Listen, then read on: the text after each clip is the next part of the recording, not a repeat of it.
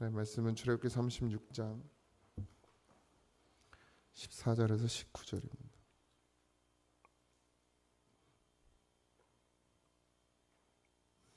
출애굽기 36장 14절에서 19절입니다. 다 찾으셨죠? 네, 합독합니다. 그 성막을 덮는 막 곧 휘장을 염소털로 만들되 11폭을 만들었으니 각 폭의 길이는 30규빗 너비는 4규빗으로 11폭의 장단 같이 하여 그 휘장 5폭을 서로 연결하며 또 6폭을 서로 연결하고 휘장을 연결한 끝폭가에 고리 50개를 달며 다른 연결할 끝폭가에 또 고리 50개를 달고 놋 갈고리 50개를 만들어 그 휘장에 연결하여 한 막이 되게 하고 붉은 물 들인 순양의 가죽으로 막을 덮개를 만들고 해달의 가죽으로 그 위 덮개를 만들었더라. 아멘.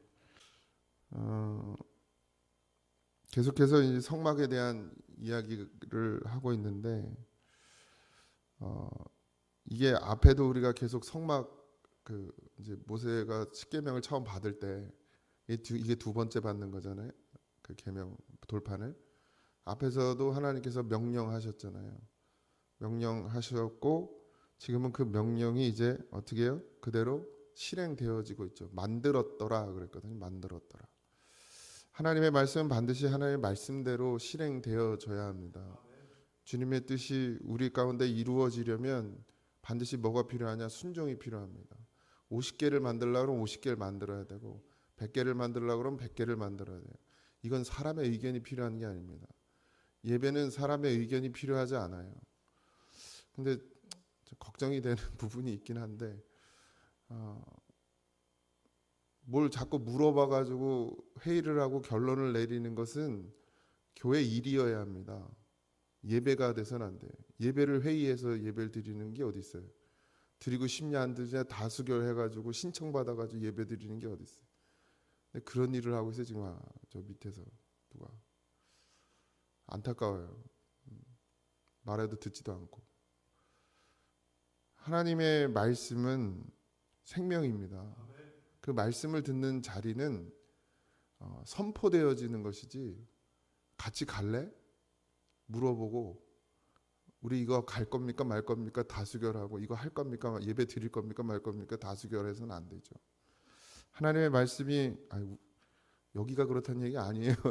심각하게 듣지 마시고 하나님의 말씀 가운데 하나도 땅에 떨어지면 안 되죠. 그러니까 지금 이스라엘 백성들이 그래도 하나님이 이들을 사랑하고 끝까지 지키시는 건 물론 약속 때문이시기도 하지만 그들의 마음 중심은 늘 그래도 뭐 말 안 듣고 가다가 딴짓하고 뭐 하지만 하나님의 말씀이 선포되어지고 그 말씀을 지켜내려는 그 노력은 누구도 뭐 따라갈 수가 없습니다. 지금 우리는 뭐 세 발의 피죠.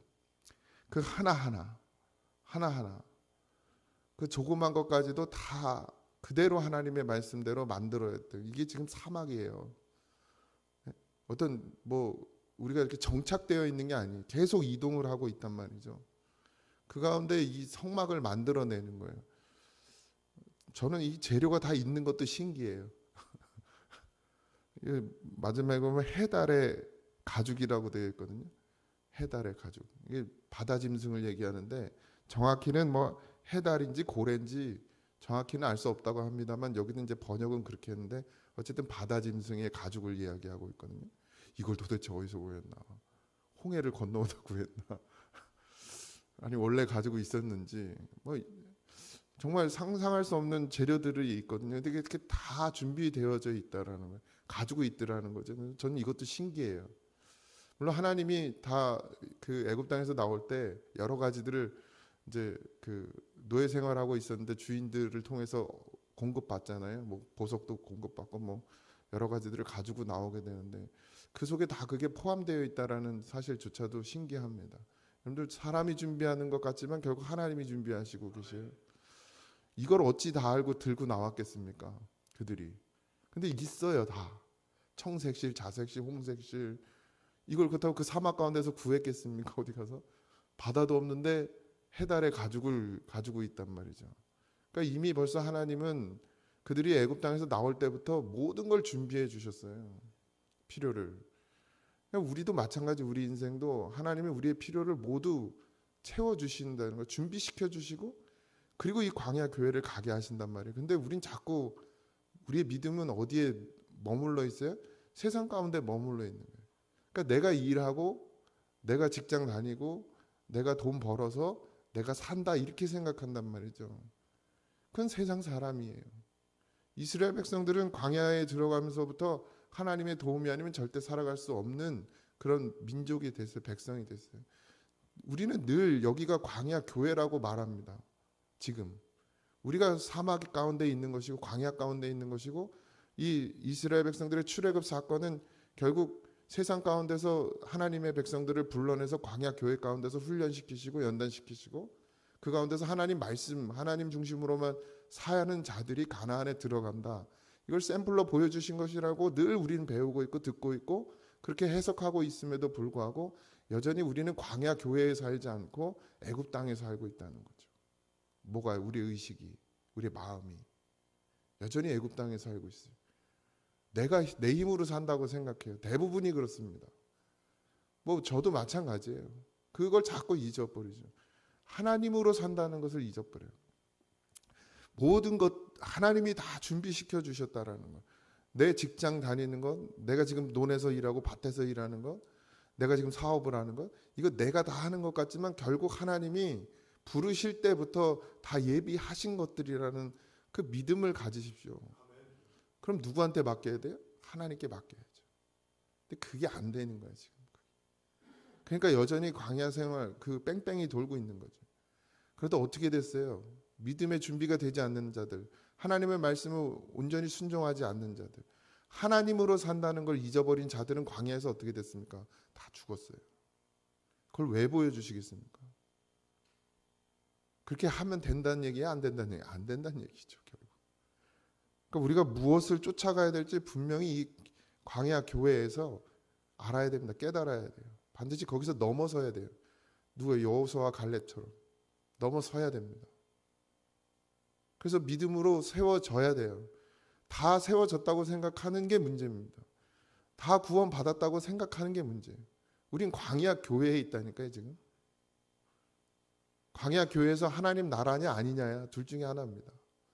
이곳에서 하나님의 나라를 누리고 살아가느냐, 맛보고 살아가느냐, 땅에서 이루어진 것 같이 하늘에서 이루어질 때까지 우리가 믿음으로 서 있느냐, 이게 중요한 것이죠.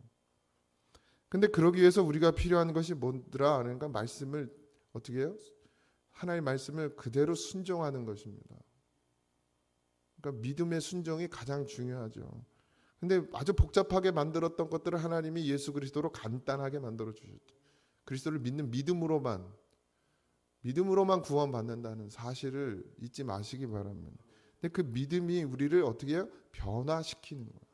그러니까 믿음의 변화가 돼야 되지 육신의 노력의 변화가 되면 안 돼. 이스라엘 백성들도 결국 믿음으로 구원받는 것인데, 이렇게 복잡하게 만드셨지만 결국 뭘? 하나님을 믿는 믿음으로 구원받는 것인데, 이스라엘 백성은 어떻게 해요?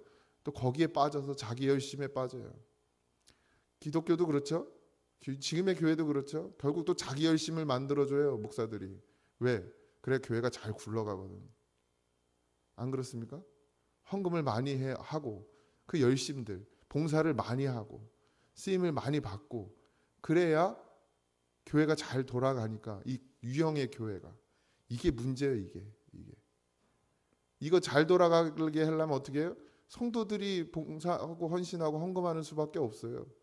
하늘에서 돈이 떨어집니까? 안 떨어져요. 그러니까 어떻게 해요? 자꾸 봉사와 헌신을 강요하거든요.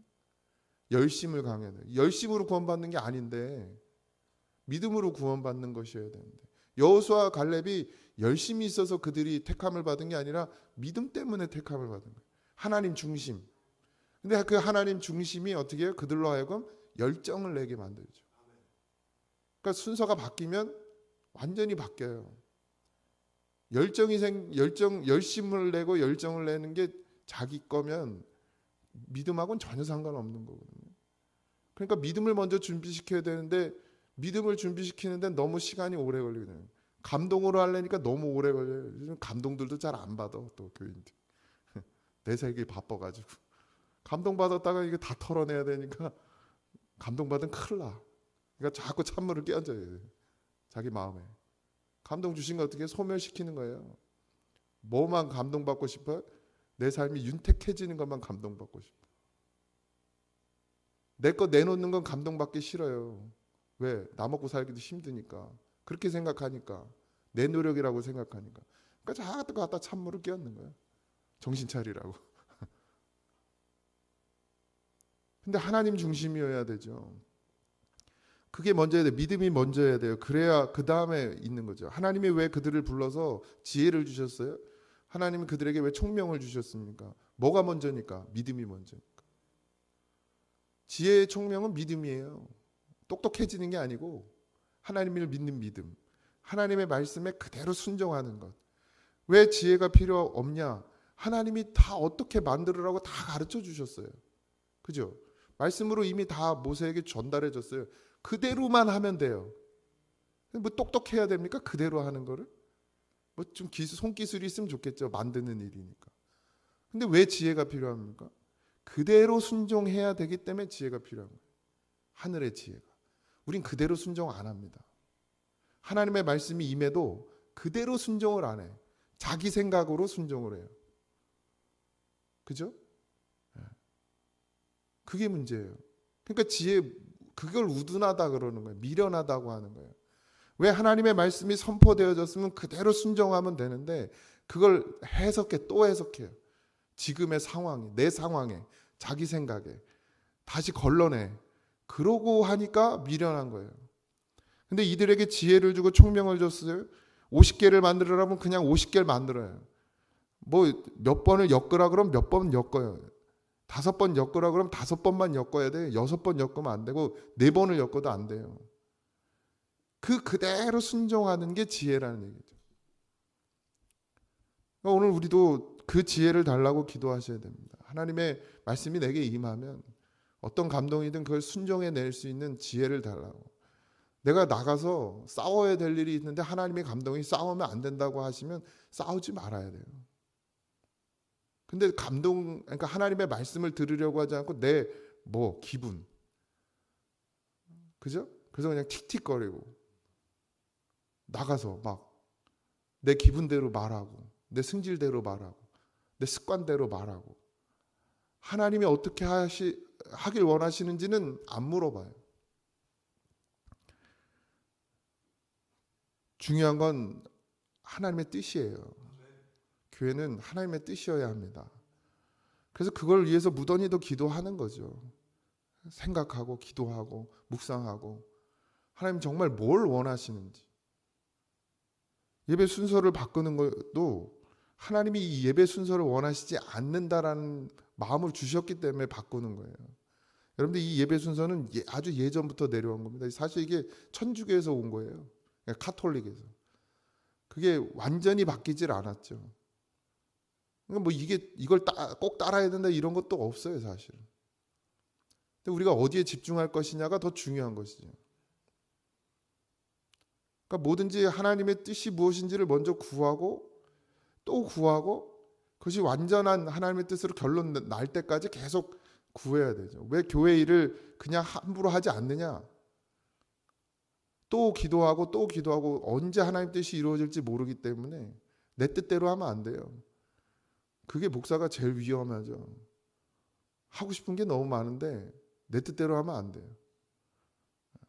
반드시 마음이 하나 돼야 되고 같은 마음을 품어야 되고 그것이 동일해져야 돼요. 그래서 누구도 거기에서 말하지 않고 순종되어질 때까지 계속 기도하는 거예요. 잡음이 생기고 불협화음이 생기면 반드시 교회에 금이 갑니다. 갈라져요. 물론 완벽할 수는 없지만 그래도 최소한의 갈라짐으로 가야 되기 때문에 아니면 더 좋고요. 모두가 다 같이 같은 마음이 되어지면 정말 좋죠. 그렇게 나아가야 되는 것이죠. 거기에 필요한 것이 뭐냐면 지혜라는 거예요. 결국 믿음이죠. 첫 번째는 청색, 자색, 홍색 실로 가는 게 짠 배실을 덮었어요. 막이 총 4개의 막인데 이 장막이 휘장이라고 표현하죠. 첫 번째 휘장은 가장 아름다운 실로 해서 성소를 덮어요. 그러니까 제일 안쪽을 덮은 것이고, 두 번째가 이제 염소토를 짠 덮개인데, 염소는 원래 속죄 제물로 드려졌던 짐승이었습니다. 그래서 이건 뭐 어떤 죄 사함에 대한, 회개에 대한 부분이라고 생각하시면 돼요. 그걸 두 번째로 덮었어요. 그 위에. 그 다음에 붉은색 순양 가죽으로 덮었죠. 붉은색 순양, 보혈을 이야기합니다. 예수 그리스도를 상징하죠. 그 다음에 마지막에 해달의 가죽을 덮었어요. 이 해달의 가죽은 그러니까 뭐 이제 뭐 여러 가지, 근데 가장 가죽 중에 튼튼하대요. 바다 가죽이, 짐승의 가죽이. 뭐 그 다음에 약간 방수도 되겠죠. 맨 마지막에 덮는 것이었어요. 그리고 햇빛을 완전히 차단하고 모든 것을 덮어주고 보호하는, 그래서 완벽하게 차단하는, 세상과 완전히 구별되는 그런 의미의 덮개입니다. 이 모든 것이 다 하나씩 의미가 있죠. 왜 그걸 보호해야 되느냐? 하나님의 중심이 하나님이 중심. 그러니까 하나님이 임재하는 곳이고 하나님의 말씀이 거하는 곳이고 그걸 다 덮어서 보호해야 된다는 것입니다. 이게 뭐예요? 말씀입니다. 말씀. 그러니까 우리도 다 덮어줘야 돼요. 우리가 성전이잖아요. 하나님이 우리 안에 임재하셨단 말이죠. 그럼 뭘로? 휘장으로 덮어야 돼요. 하나님의 말씀, 하나님의 뜻대로 덮어줘야 보호를 받는 것입니다.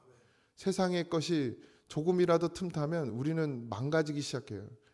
그래서 제가 그렇게나 강조하고 또 강조하는 게 자기 생각, 자기 마음, 자기 가치관, 세상의 것들 왜 여기 들어오면 안 되느냐. 그럼 망가지기 시작해요. 망가지기 시작해요. 사단은 그걸 늘 이용합니다. 여러분들 무너뜨리려고 하는 게 제가 아니라 사단이에요. 제가 여러분들 무너뜨려서 제가 득될 게 뭐가 있습니까? 제가 여러분들을 시험 들게 해서 제가 득될 게 뭐가 있어요? 왜 제 말에 시험에 듭니까? 사단의 말에 시험 드셔야지. 그럼 제가 사단인가? 하나님의 말씀에 시험 들지 마세요. 사단이 여러분들에게 하는 말에 거기에 경계하세요. 거기. 사단의 그 아주 치졸한 음성에 여러분들을 걸어가려고 하고 유혹하려고 하고 미혹하려고 하는 그 소리에 거기에 깨어서 기도하시기 바랍니다. 그래서 보호가 돼야 돼요. 모든 걸 덮어야 됩니다. 여러분들이 성전이 하나님이 거하시는 전이라고 하잖아요. 그렇다면 거기가 보호돼야 되죠. 완전히 덮어져야 합니다. 근데 이게 뭘로 해야 되나? 말씀으로, 하나님의 말씀대로 해야 됩니다. 다른 것으로 만들면 그게 의미가 없어요. 반드시 그거여야 되는 것이죠. 뭐 예배의 모양들이 많이 바뀌고 뭐 많이 다 바뀌지만 결국 여러분들의 삶을 믿음으로 이끌어가는 것은 성령이십니다. 성령은 말씀이고요. 지혜의 영이라고 성경에 말하고 있거든요. 그러니까 다른 것으로는 안 돼요. 물론 우리가 교회 안에서 많은 행사들도 하고 뭐 합니다. 뭐 여러 가지들 하지만 그게 여러분들을 생명으로 이끈다고 저는 생각하지 않아요. 근데 왜 하느냐? 성도 간에 교제가 필요하고 나눔이 필요하고 또 그 안에서 서로를 또 알아가는 시간들이 필요하고 뭐 이래서 우리가 공동체를 이루어가기 위해서 그런 노력들을 하는 것이지만 결국 그것이 우리를 생명으로 이끌어가지는 못합니다. 무엇이요? 성령이.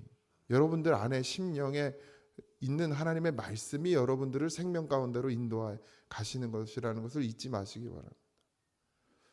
행사를 1년 내내 하나 안 해도 괜찮아요. 또 안 하면 뭐예요? 함으로 인해서 또 그 안에서 발생되어지는 에너지가 있고 시너지가 있죠. 뭐 그걸 위해서 하는 것이지만 결국 우리에게 필요한 것은 성령이에요. 지혜의 영이 우리 안에서 우리에게 하나님의 말씀을 어떻게 순종하며 갈 것이냐를 늘 가르쳐 주시고 내가 갈 바를 알지 못할 때도 내가 귀 기울여 기도하고 주의 음성을 듣기를 사모하면 하나님이 내 갈 길을 인도해 주시는 것을 늘 삶 가운데 보게 됩니다. 그러니까 무엇을 쫓아가느냐가 정말 중요하죠. 우리가 계속해서 성막을 짓는 부분들을 보면서 단 하나 잊지 말아야 될 것은 하나님이 중심이어야 된다는 것. 우리의 삶의 중심. 그 모든 것들이 성막을 만드는 모든 과정들이 하나님의 말씀으로 되어졌고 그 말씀을 순종함으로 그것이 이루어졌다는 것. 하나님의 뜻이 이루어졌다는 것. 이걸 항상 잊지 마시기 바랍니다. 하나님이 여러분들의 중심이 되셔야 되고 하나님의 말씀이 선포되어질 때 그걸 순종했을 때 하나님의 뜻이 여러분의 삶 가운데서 이루어진다는 사실을 꼭 잊지 말고 오늘 하루도 그렇게 하나님과 동행하는 그런 믿음이 되어지길 주님의 이름으로 축원합니다. 기도하겠습니다. 하나님, 우리가 연약하여 넘어지기 쉬우나 하나님께서 우리를 붙드시는 은혜가 있음에 또 오늘도 주님을 바라봅니다. 아버지 하나님, 중심에 하나님을 두고 살아가는 그런 믿음이 우리에게 있게 하여 주시옵시고 성령의 지혜의 영의 말씀에 귀를 기울여 주의 말씀에 순종되어지고 주의 말씀이 주의 뜻이 우리 안에서 이루어지는 놀라운 역사가 있게 하여 주옵소서. 오늘 하루 삶도 주님께 맡기며 하나님과 동행하길 원합니다. 주님은 늘 우리와 함께 하시고 우리의 손을 붙들어 주심에 오늘도 그 하나님을 기억하며 기도하오니 주여 우리의 마음이 흔들리고 요동할지라도 우리를 강건하여 붙잡아 주시고 늘 말씀으로 우리를 인도해 주셔서 우리가 나갈 바를 알지 못할 때도 하나님 함께 하시고 우리의 갈 길을 인도해 주옵소서. 오늘도 함께 해주심 믿고 감사하며 예수님의 이름으로 기도하옵나이다. 아멘. 하늘에 계신 우리 아버지여, 이름이 거룩히 여김을 받으시오며 나라에 임하옵시며 뜻이 안에서 이루어진 것 같이 땅에서도 이루어지이다. 오늘날 우리에게 일용할 양식을 주옵시고 우리가 우리에게 죄진 자를 사하여 준 것 같이 우리 죄를 사하여 주옵시고 우리를 시험에 들게 하지 마옵시고 다만 악에서 구하옵소서. 대단하와 권세와 영광이 아버지께 영원히 있사옵나이다. 아멘.